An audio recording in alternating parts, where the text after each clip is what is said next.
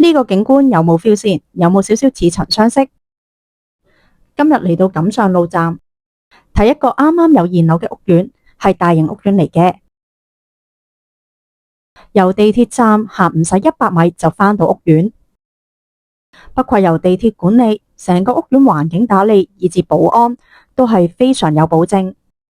屋苑唔同戶型都有，今日同大家睇下3房大戶型，實用737尺，客飯廳用寬敞嚟形容一啲都唔誇張。一齊睇下個景觀。除咗主打有地鐵，屋苑嘅園林會所都係賣點之一，有成17萬尺，由挪威設計團隊打造，着重人同自然嘅聯繫。返到室內嘅空間，所有睡房同客廳都係同向，擁有同一個內園景觀。第一間睡房，第二間睡房，最入面係主人房，私隱度最高，以套房設計。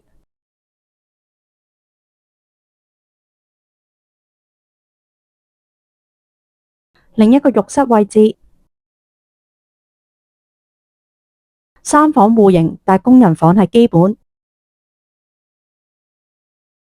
最後睇埋廚房位置，整柱設計，所有嘅家電都準備好。